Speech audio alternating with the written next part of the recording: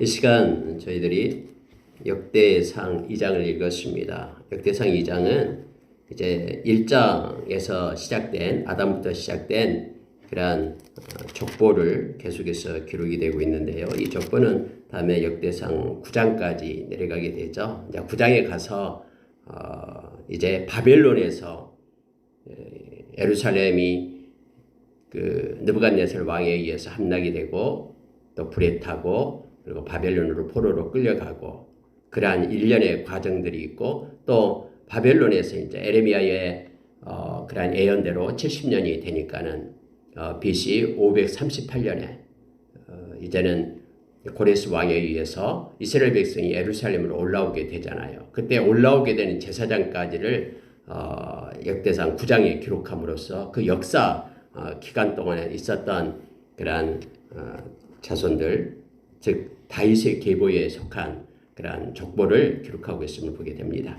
우리가 여러분 1장에서는 이제 아담부터 시작해 가지고 쪽에서 이제 아브라함의 아들 에서와 또 이스라엘, 야곱이 안 쓰고 이스라엘이라는 이름을 썼다 그랬죠. 이제 여기까지 오는데 이제 2장부터는 이제 이스라엘의 야곱의 12지파의 내용이 쭉 기록이 됩니다. 그것이 8장까지 가는 거예요. 야곱의 12지파에 대한 어떤 족보들이 계속해서 기록되어 있음을 보게 되고요. 그리고 오늘 읽었던 우리가 이제 2장에서는 가장 먼저 이제 유다 자손이 나오겠죠. 왜냐하면 예수님께서 유다 자손을 통해서 이 땅에 오셨기 때문에. 그리고 우리가 역대상이 다윗 중심으로 이렇게 쓰여지기 때문에 이제 유다 종족이 가장 먼저 나옵니다. 르벤 지파부터 원래는 나와야 되잖아요. 그가 장자이기 때문에, 야곱의 장자이기 때문에. 근데 성경은 이렇게 전체적으로 백화점식이 아니다 그랬죠. 성경은 하나님의 의도하에 주관적인 하나님의 뜻에 의해서 기록되기 때문에 여러분 유다부터 먼저 나오게 됩니다. 자, 이 말씀을 우리가 보면은 여러 사람의 이름이 나와요. 근데 성경에서는 이 동명이인이 너무나 많다 그랬죠. 여기에 갈렙이라는 사람이 계속해서 뒤에 많이 등장하는데 또 갈렙의 딸 이름도 악사예요. 그러니까 우리가 헷갈리기 쉬운 거예요. 여러분 우리가 잘 아는 여호수아와 함께했던 여호수아와 갈렙 아닌가? 그때 갈렙의 딸도 이름이 악사였거든요. 그래서 우리가 착각하기 쉬운데 그렇지 않다라는 걸 알게 됩니다. 아마 이때 는 너무 차이가 나죠. 그러니까 여호수아와 갈렙 시대보다도 여기에 나온 갈렙은 약 300년 전 사람이거든요. 아마 여호수아와 갈렙 할 때 이 갈렙이 이걸 가지고 본받아서 자기 딸 이름을 악사라고 지었는지도 몰라요. 근데 성경에 나와 있지 않기 때문에 어쨌든 딸 이름까지도 같아요. 그래서 헷갈리기 쉽습니다만은 특히 성경에는 많은 사람 똑같은 이름이 많이 나오고 있기 때문에 그냥 일단 그 말씀 그대로만 보면 됩니다. 거기에 있는 말씀 그대로만 보면 되고 이것이 다른 데에 있는 이름과 이렇게 연관이 될 수도 있고 되지 않을 수도 있기 때문에 이걸 가지고 확정지어서 말할 수는 없다라는 것들을 기억하면서 성경은 그 컨텍스트, 그러니까 그 문맥 속에서 하나님께서 주신 말씀을 가지고 우리가 묵상하면서 나아가기를 원합니다. 늘 그런 습관을 우리가 들여야 됨을 알게 합니다. 자, 여러분 잠깐 몇 가지를 보고요. 기도하도록 하겠습니다. 자, 이스라엘의 아들은 이러하니 해서 이스라엘, 야곱의 그런 12아들의 이름이 나오고 있습니다. 순서는 르우벤, 시므온, 레위, 유다 순서대로 나가요. 이사갈, 스불론, 단, 요셉, 베냐민. 근데 뒤에서는 원래 베냐민이 가장 늦게 나와야 되는데 이건 또 바뀌어져 있죠. 납달리, 갓, 아셀 이런 식으로 해서 정실 부인하고 또 첫 부인하고를 구분해서 이렇게 기록이 되었으면 보게 됩니다. 그런데 이제 르우벤의 자손은 이렇게 나가야 되는데 그게 없고 유다의 아들은 이게 먼저는 물론 다음에 르우벤 지파에 대해서도 언급은 있습니다. 자, 3절 보세요. 유다의 아들은 에르와 오난과 셀라 이 세 명을 수아에 따라서 이제 얻게 되죠. 우리가 너무나 잘 아는 그 엄청난 사건이 한 명 있죠. 이 계대 결혼에 의해서 에르가 이제 죽게 되니까 특히 성경은요, 에레는 여호와 보시기에 악하였으므로 여호와께서 죽이셨고 이렇게 되어 있어요. 여러분 족보를 기록하다가 어떤 사람이 나오면 특징적인 것을 성경은 말해주고 있죠. 하나님 보시기에 악했다라는 거예요. 이게 중요한 게 뭐냐면요, 여호와 보시기에 이거거든요. 사람이 볼 때는 악한지 선한지 잘 몰라요. 그러나 여호와 보시기에 악하기 때문에 생명의 주권자 되신 하나님께서 그의 생명을 취하여 가셨다라고 성경에 말하고 있는 거예요. 근데 어떤 악을 행했는지 성경에는 나와 있지 않아요. 단지 하나님 보시기에 이게 기준인 거예요. 우리 인생도 마찬가지입니다. 사람 보기에 아무리 아름답고 고상한 인생을 살았다 해도 하나님 보시기에 꽝이면 이거 아무것도 아니에요. 근데 우리가 사무엘상 우리가 16장에 보면은 사람은 외모를 보지만 하나님은 우리의 중심을 보신다고 했죠. 그래서 하나님이 보시는 관점은 달라요. 특히 하나님을 섬기는 하나님의 백성들은 그래서 하나님의 관점을 가져야 된다라고 성경 우리에게 가르쳐주고 있죠. 하나님의 마음과 하나님의 뜻과 하나님의 관점을 가지고 살아야 된다고 말합니다. 이렇게 하려면은 고린도전서 2장 8절 이하에 나온 것처럼 하나님의 영이신 성령님이 우리와 함께 하시며 성령님의 가르침을 받아야 되고 성령님께서 우리를 진리 가운데 인도해 주시며 하나님의 마음과 뜻과 눈을 갖게끔 하신다라는 걸 알게 합니다. 사람의 영 외에는 사람이 깊은 것을 알 자가 없다라고 말하면서 하나님의 영 외에도 하나님의 깊으신 그 마음을 알 사람이 알 분이 없다라고 우리에게 가르쳐 주는 거예요. 그래서 우리가 성령 충만함을 구하고 성령이 인도하시는 받아야 될 이유를 성경 우리에게 설명해 주고 있습니다. 하나님 보시기에 악을 행하였기 때문에 생명의 주권자 되신 하나님께서 그를 데려갔다라고 성경은 족보 중에 기록을 하고 있습니다. 그래서 여러분 우리가 잘 알다시피 이제 계대 결혼이기 때문에 첫째가 자식이 없이 죽게 되면 둘째가 다시 결혼을 해야 되잖아요. 그런데 둘째도 역시 오란도 그랬고요. 이렇게 사정을 이렇게 밖에서 해가지고 이것도 하나님 보시기에 악해서 죽게 되잖아요. 그리고 나머지 남은 셀라인데 아직 어려요. 죽을까봐 이렇게 야곱이 다말을 결혼시키지 않죠. 근데 다말이 이렇게 갑으로 늙어 죽어서는 안 된다 해서 변장을 하고 있다가 우리가 잘 알다시피 유다와 자기의 아버지, 시아버지인 유다와 이렇게 해서 낳은 아들이 바로 페레스와 세라예요. 참 이상하게 해서 페레스와 세라를 낳습니다. 근데 공교롭게도 여러분 그 유다의 다윗이 나오게 되는 그런 가문이 바로 베레스로 연결이 됨을 알게 됩니다. 그래서 여러분 성경에는 족보에 이 베레스라는 이름을 넣고 베레스와 세라를 낳았다 하면서 유다의 아들이 모두 5이었다 이렇게 말해주고 있음을 보게 됩니다. 성경은 숨기거나 그러지 않습니다. 아무리 부끄럽고 수치스러운 것들도요 정직하게 그렇게 기록을 합니다. 그래서 우리가 이 말씀을 읽을 때마다 이런 부끄러운 행적들이 있습니다만 그대로 기록함으로 인하여 성경 자체가 진실되다라는 것을 우리로 하여금 알게 합니다. 다른 것들은 미화시키고 다른 무슨 개인 그 사람의 어떤 위인전이나 이런 것들 보면 막 미화시키잖아요. 그런데 이것은 거짓이 없어요. 성경. 있는 그대로 기록을 하면서 이 말씀을 읽고 있는 저와 여러분으로 하여금 하나님의 말씀은 정직하며 하나님의 말씀은 공의롭고 반드시 성취되는 것임을 알게 합니다. 그래서 이 베레스와 세라의 족보가 여기에 기록되어 있음을 보게 됩니다. 자, 7절에 보니까는 갈미의 아들은 아가린이 그는 진멸시킬 물건을 범하여 이스라엘을 괴롭힌 자이며 이렇게 나오고 있죠. 아갈이라고 나오는데 이 아갈은 우리 아간이죠. 성경에 우리 출애굽기에 나오는데 아간. 그가 하나님의 명령을 거부했죠. 그렇죠? 우리가 잘 아다시피 하나님께서는 난군불락의 성이 있었죠.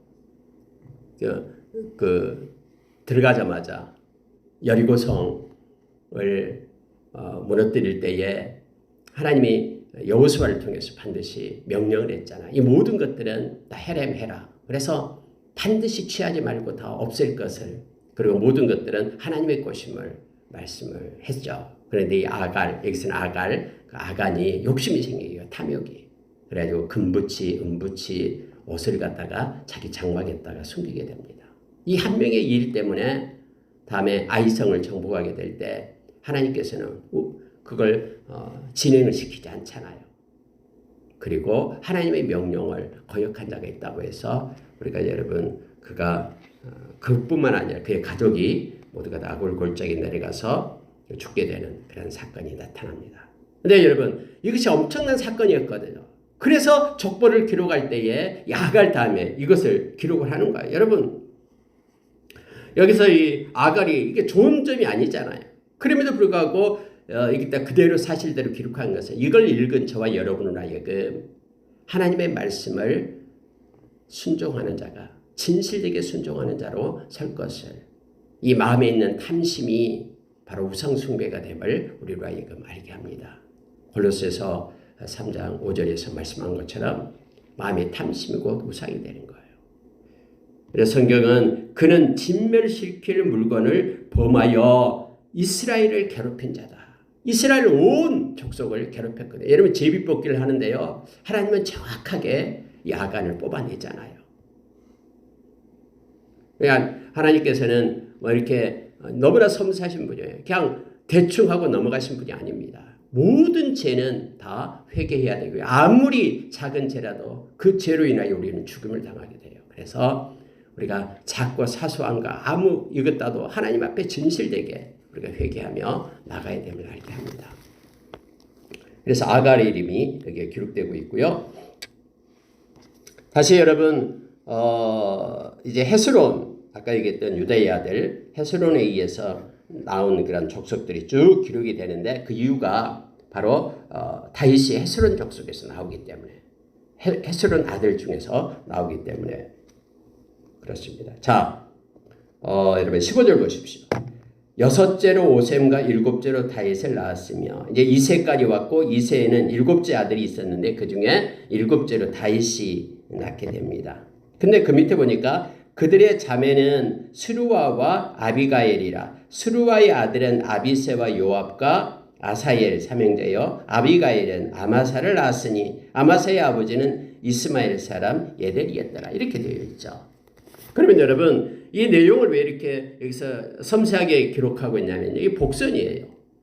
다음에 여러분 이제 다윗에 대해서 정확하게 이제 여러 가지 행적을 기록하게 되는데 다윗 때에 등장했던 사람들이 여기 나오죠. 그래서 이게 스루아의 아들들이 나옵니다. 그러니까 다윗하고 스루아는 형제지간이에요. 그래서 스루아의 아들 중에서 아비세와 또 요압과 또 아사엘 이렇게 나오겠죠. 이 아비세, 요압 또 아사엘이 바로 다윗을 도와줬던 그리고 이들이 다윗과는 다윗의 조카들이잖아요. 근데 엄청난 힘을 썼거든요. 그래서 다윗도 이들의 힘 앞에 무력했던 때가 있었음을 성경 말하고 있죠. 그리고 또 함께 싸웠던 아마사가 나와요. 아마사. 이 아마사는 다음에 다윗의 아들 압살롬의 군대 장관을 했잖아요. 압살롬이 다윗을 죽이겠다고 쫓아올 때에 그때 군대 장관이 바로 이 아비세예요. 그러니까 그 친척 중에 자기의 그 조카들 그들에 의해서 함께하고 또 전쟁을 일으키고 했던 이름들이기 때문에 이렇게 자세하게 기록이 되어 있음을 보게 됩니다. 성경은 그냥 아무 의미 없이 기록된 이름은 아무것도 없습니다. 여기에 써져 있는 모든 이름들 다 의미가 있어서 하나님은 기록한 거예요. 그리고 그들의 이름을 저와 여러분으로 하여금 잊게 했음을 보게 됩니다. 저와 여러분의 이름도 하나님 앞에서는 너무너무나 존귀하고 보배로운 이름입니다. 그래서 얼마나 보배로웠으면 당신의 생명을 주고 우리를 구해 주었던 우리가 서야 될 그 십자가의 그 자리에 우리를 밀쳐내고 예수님께서 대신 쓰셔서 우리를 살려내셨던 존귀하고 보배로운 존재임을 우리가 기억하며 예수 믿는 모든 사람들을 그래서 우리는 존중하고 그들을 섬겨야 됨을 알게 합니다. 영원히 천국에 가서 함께할 하나님의 가족이기 때문에 그렇습니다. 자, 여러분 8절을 보니까는 헤스론의 아들 갈렙이 이렇게 되어 있죠. 우리가 잘 아는 여기서 헤스론은 베레스의 아들이 바로 헤스론이거든요. 그러니까 베레스의 아들은 헤스론이요 하물이요 해서 우리가 유다의 아들 다말에게서 난 베레스, 그 다음에 이 베레스가 헤스론을 낳아요. 그리고 헤스론의 아들 갈렙이에요. 우리가 여호수아와 갈렙 할 때 그 갈렙은 여분네의 아들 갈렙이라고 얘기하잖아요. 그래서 성경에는요, 이 누구의 아들, 이름이 똑같을 때는 누구의 아들, 이게 중요하고요. 또 똑같은 이름이 있을 때는 지역 명칭을 따서 말하고 있죠. 그래서 예수 하지 않고 나사렛 예수. 예수님 당시에도 예수라는 이름이 너무나 많았죠. 그래서 나사렛 예수 이렇게 붙인 것처럼 지명의 이름을 붙인다거나 아니면은 아버지의 이름을 붙여서 그렇게 했습니다. 요나의 아들 시모나 이렇게 성격은 그런 식으로 아버지의 이름을 붙여서 나타납니다. 여기는 갈렙은 갈렙인데 헤스론의 아들 갈렙이에요. 그래서 여분네의 아들과는 다르다라는 것을 성경은 가르쳐주고 있습니다. 22절에 보면은 수굽은 야일을 낳았고 야일은 길앗 땅에서 스물세 성읍을 가졌더니 하면서 마길의 자손들, 길앗의 아버지 마길의 자손들 해서 길앗 땅에서 성읍을 차지했던 야일에 대한 기록이 잠깐 언급이 되고 있음을 보게 됩니다. 이 야일이 바로 헤스론의 손자 야일이거든요. 근데 원래 그 사람은 유다 지파 사람이었는데 또 성경에는 므낫세 자손 중에 있다라고 기록이 된 것도 있어요. 아마 그 지형에 살았기 때문에 아마 그렇게 기록이 되어 있는데 이 틀린 게 아닙니다. 그래서 야일도 역시 여기서 말하는 유다 지파에 속한 사람이었기 때문에 유다의 자손으로서 그렇게 기록이 됩니다. 30절로 내려갈게요. 나답의 아들들은 셀렛과 아빠임이라. 셀렛은 아들이 없이 죽었고 32절에는 에델은 아들이 없이 죽었고 34절에는 세사는 아들이 없고 딸뿐이라.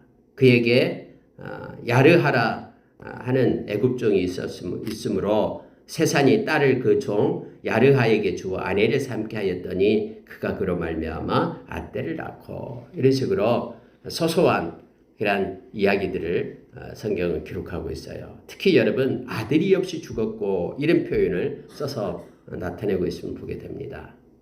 족보에 아들이 없이 죽었다라는 표현은 그리고 왜 이렇게 기록이 되어 있는 것을 보면은 우리가 두 가지 의미를 생각할 수가 있습니다.